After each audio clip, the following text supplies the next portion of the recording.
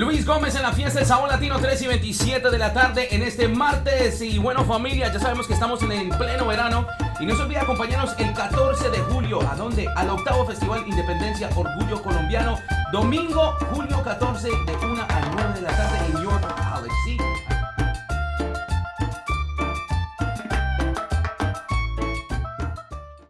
When I grew up, I actually wanted to be in the military.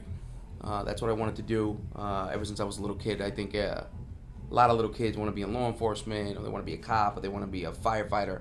I actually wanted to be in the military. So in high school, I took ROTC. I was very fascinated by it. We were in Air Force ROTC, and that's what I really wanted to do. But then when it got to when it got time to really do it, I went ahead and did the process. But I think my crying mom made me change my mind, So that's what I really wanted to do when I was really young. Mm-hmm.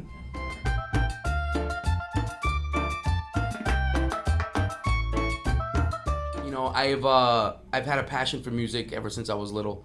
I've been a DJ probably since I was 15 years old. And I've done back in those ages, we did a lot of house parties, school parties, and then once I graduated high school and started making a little money off of DJing, doing mobile DJing, that's when I really got into it. We did weddings, birthdays, retirements, everywhere, all over New York, New Jersey, Connecticut. It's a small little company, but that was my side hustle. That was my side hustle. I went to college. I have my degree in business administration, and I actually worked in finance for 10 years. And then when the economy took a dive, I got laid off. I was finding myself living on my, I was living on my own by that time. I was in my late 20s, and I didn't know what else to do except go back to my comfort zone, which was music. Fortunately, my sister worked for one of the biggest companies, one of the biggest communication companies there are, which was Univision. And I saw that there was an ad for promotions for Univision. I didn't know what it meant. So I asked around. They're like, oh, yeah, you get to go to all the events, have fun, hang out with the people. So I was like, oh, sounds cool. Radio, New York City radio. Why not? Let me try it. Sure enough, went on an interview in New York City. Was hired for promotions for the wonderful Department of Promotions, and it wasn't all the glam that it was. It was handing out flyers, not sleeping, going to all the events, and doing overnights. But that's really what I wanted to do. I like being with people. I like when people have fun, and that's how I got my foot in the door in radio, which was promotions in one of the biggest city stations. New York City's number one market. And, being one of the Spanish, there's only 2 Spanish stations in New York City. I was part of one of them. It was like I was in heaven, so I didn't care what it paid, what I had to do. I just did it, And then after that, I actually went to see Connecticut School of Broadcasting, and that's where I went. Because then, I was like, okay, let me take this serious. Let me actually learn how to edit audio, or learn how to speak, or learn how to. I wasn't really, when people are like, oh my God, how do you go in front of big crowds and not, not get scared? I just still get scared or nervous, but I had already lost that because, I've DJed in front of hundreds or even thousands of people. So it was no different for me. But I wanted to learn the technical aspect of, how to vocalize, how to edit video, audio, or even operate boards or anything like that. So, that's how I got my foot in. Went to Connecticut School of Broadcasting, and that's the rest is history.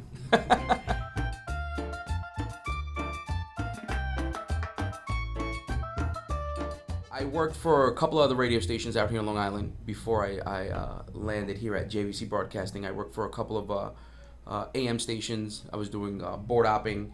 I was doing some production. It was actually a brokered radio station. It was Russian, so I had no clue what they were saying, but I was editing their audios, I was taking their phone calls, I was board opping their shows, and all of a sudden, they stopped broadcasting, and a Christian radio station basically brought up all the time and they were Spanish. So it was, a hook for me because it was in Spanish, so it was good. It was local, it was home. So I was doing both. I was doing city, and I was doing, I was board hopping morning show, 5 in the morning till 11. I would hop on the train. I'd be in Ronkonkoma by 1 o'clock, till 10 o'clock at night. So I was basically working all day, every day for maybe like a year. And that's how I got back to Long Island. I knew that there was an opening here for production here at JVC Broadcasting. I interviewed with the program director at the time, with the vice president of the company at the time, but I didn't get hired. I didn't get hired until a year after my interview. After my interview, a new PD came, and they were looking for somebody that did production, and I guess they remembered me, and then they called. They called, and then they gave me the shot. I actually got hired to do just production. I never wanted to do on-air stuff. I just didn't. Not that I didn't want to do it. I just wanted to do the back work of it. And they saw that I was skilled at and I knew how to operate everything. And they're like, hey, why don't you just give it a try? The PD at that time came in. He gave me a weekend shift. He literally came in and said, this is your mic pod. You turn it on. This is where you talk. I'll see you later. And literally walked out the door. And 9 years later, I'm still here. That's literally what happened.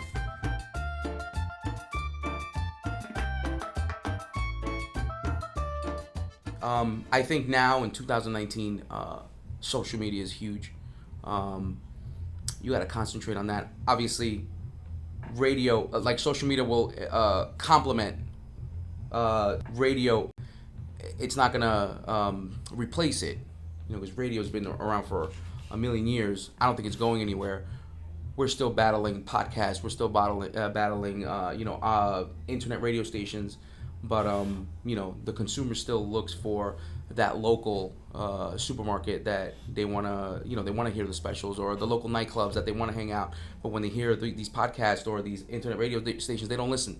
So I think it's very important. Social media is super important, but I don't think it'll replace it. So I think people need to focus on social media, on how to complement, for it to go together. That's a main thing. And like anything, I've seen a lot of people fail in this business because of their ego. Their ego. They have to come in wherever they work, even if it's a small station, if it's a huge station. Their ego. They just should really leave it at the door. Nobody's bigger than the company, the radio station, or anybody else that works. I think that goes anywhere, but I think that's bigger here because we are in a public view, and that's something that they should also focus on, is their ego. Because some people come in here and I'm like, oh, okay, I want to be in front of 100,000 people, but you got to put the work in. You gotta do all the legwork, and I think that's one of the big things also.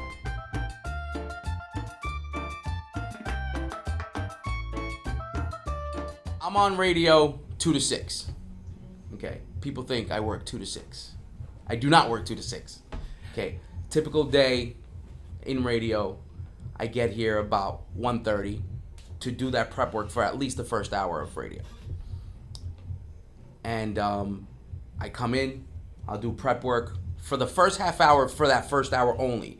And then during that hour, I'll continue my prep work for the rest of the day.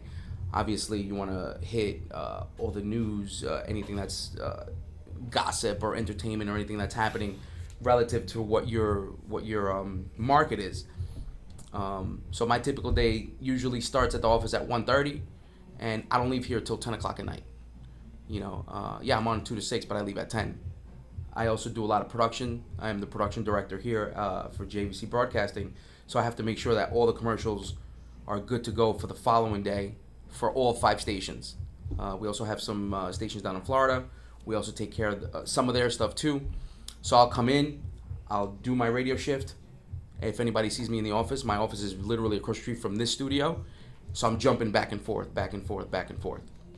Doing commercials, boys and commercials, doing a contest giveaway. Going back, do another commercial. I'll do a 1 hour mix show because I do mix live from 5 to 6. I'll jump back and forth. So my day's a little hectic once I set foot in this office. We have to deal with salespeople. We have to deal with people sending scripts. We have to deal with them sending us an encyclopedia of scripts, and we got to get it down to 1 minute. Some salespeople or some clients don't understand that. They're like, yeah, but you guys talk in Spanish, so it's you could just say it faster. No, it doesn't work that way. So we have to deal with that back and forth. We have to keep the clients happy. We have to keep the salespeople happy. So it's I'm just a small part of this huge army, let's say, that gets this radio station to work. We work hand in hand with promotions. We work hand in hand with our salespeople, people on the street. They're the face of our radio station.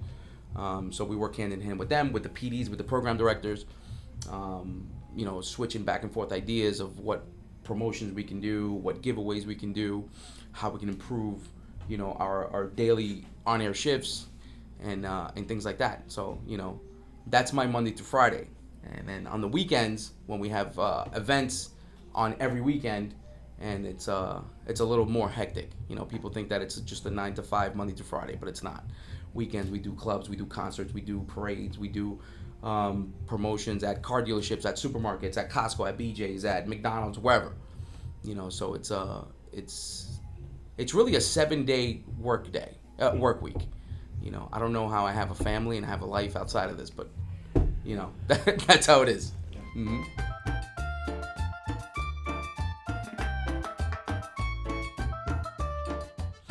My next step in this industry, I would like to get a little bit more involved with music labels, with artists, learning that back end, learning that how to get local artists more exposure, more radio play, because all it is to get radio play. It's a formula.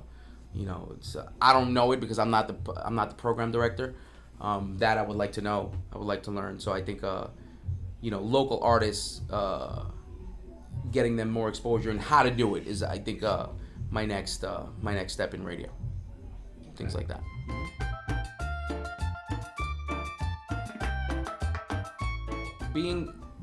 Being good at radio is hard. I've been doing this for a little bit over 10 years. I learn new things every single day. I think people need to not stop learning. You can't come into a radio station and be like, okay, I went to school, I know it all. You learn new things every single day. I think that you just don't stop learning. Don't stop learning. Don't stop taking advice from anywhere else, from anybody else. And if you like somebody, if you want to do radio, if you want to do TV, and you like somebody, a certain person, or you like somebody that you like their work ethic, or you like how they go on the radio, mirror them. Even reach out to them. Right now with social media, it's so easy to reach out to anybody. They'll respond, or they'll have their agents respond, or it's not that how a long time ago there was all these local DJs or artists they were unreachable. Now it's super easy. So, if you like somebody that's on radio, if you like the way they are, reach out to them, ask them for advice, or mimic what they do. They're obviously good at what they do. And, I'm not saying just copy and be just like somebody else, but, it's just a learning experience every single day. You learn more and more and more. So, never close those outlets for reaching out to and learning new things every single day. We've been a lot of our people that have been here for a long time in this company. I think that they take that trait, and we take learning to another level. As in, we intake a lot, and now we see the newer generation come in, and it looks like some people are looking after us, and asking us for advice, and it's like a reward now. So my main advice is never stop learning. Never stop learning.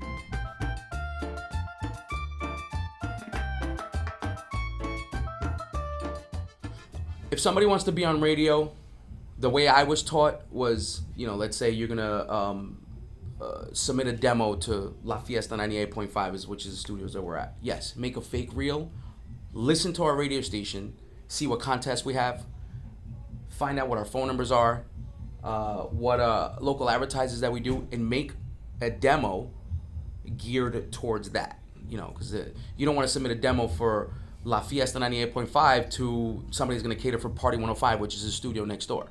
If you want to do a Party 105 demo, do a demo for them. Use their songs, use their advertisers, their phone numbers, because once the PD listens, they're going to be like, okay, this person fits into what we are already doing.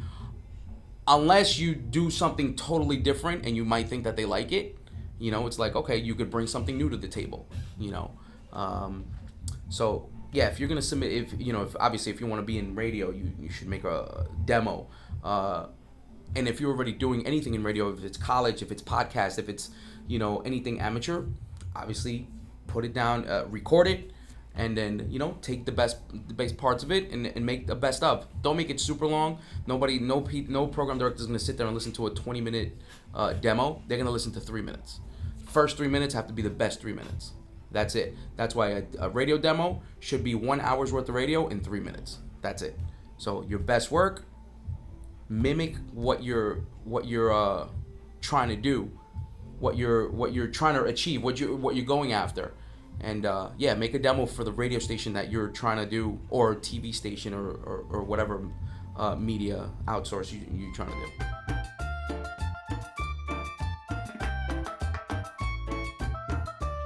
When the vice president of the company came and said, "Hey, I want to implement a countdown, so we want to do a countdown for you, like a segment."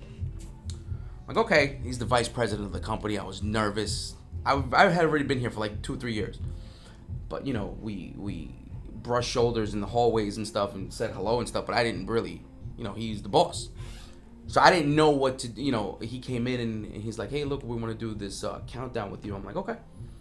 And I did it. He's like, "Okay, you're going to go. It's going to be like a top 10 type thing." I'm like, okay, here are the songs. We came up with a formula, how to come up with the 10 songs, whatever, blah, blah, blah. So I was like, all right, song number 1, boom, this is it. Song number 2, boom, this is it. Song number 3, I was like, song number 10, boom. And once I hit that song number 10, he came back in here. And he's like, a countdown is supposed to be backwards. So instead of 1, 2, 3, 4, 5, 6, 7, 8, 9, 10, you're supposed to go 10, 9, 8, 7, 6, 5, 4, 3, 2, 1. I'm like, okay, so I guess this is my last day here. So that's the only thing that come up in my mind right now of a train wreck, because I was nervous, and but no, he was cool about it. He's like, now you got to go on air and make fun of yourself because you totally messed this up.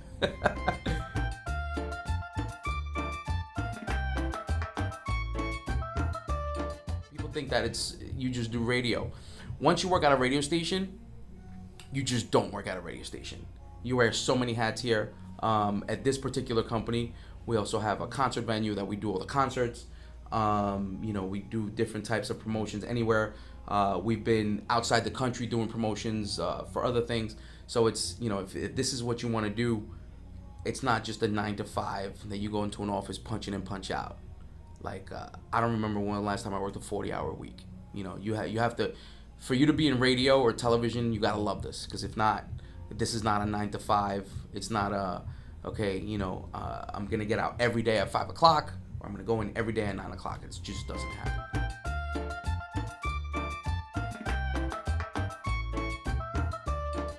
Just stay humble, leave your ego at the door, and, you got to love this. You got to love it. You got to sacrifice a lot. For you to be number one, everybody wants to be in New York City radio. For you to be number one in New York City radio, you have to be number one somewhere else. Then they'll bring you in. I have a lot of people that just want to start in New York City radio right away. We're not New York City radio. We're in, obviously we're in Suffolk and Nassau County. We're still top 20 though. We're market 18, I believe. So we're pretty up there. We're competing with New York City a little bit. Just stay humble and leave your ego at the door wherever you go. And just never stop learning. Then never stop learning. I'm still learning today. That's basically it. Don't stop learning. And if this is what you want to do, then this is what you should do. Just don't forget, it's not a 9 to 5. It's not all fame and fortune and how everybody, like you see all these big Radio City DJs, you know, with their big Mercedes trucks and huge mansions. That's a very small percentage. But, you know, if you make it there, you make it there. Like I said, if you want to be number one in New York City, you got to be number one somewhere else. Then they'll bring you in. That's how it works. All right? And never stop networking. That's huge, too. This is, you know, radio and television is small, you know, and wherever you go, you're going to run into people that you've worked before, that you're going to work with in the past. There's been so many people I've been here for almost 10 years. I've seen people come and go and then come back again, you know, so never burn any bridges, because you'll never know who's going to be your next boss or who's going to be your next coworker. It's going to happen. You know, it's just very small workforce. And that's it. You know, stay humble and, you know, keep those airways on, you know. So this is John G from La Fiesta 98.5, the only radio station, the Latin radio station in Long Island, and we represent all of our Hispanics right here in Suffolk, Nassau, and even Connecticut. So don't forget to follow us on Facebook, Instagram, and Twitter at La Fiesta 98.5. And if you want to follow my personal ones, John G NYC. Thank you.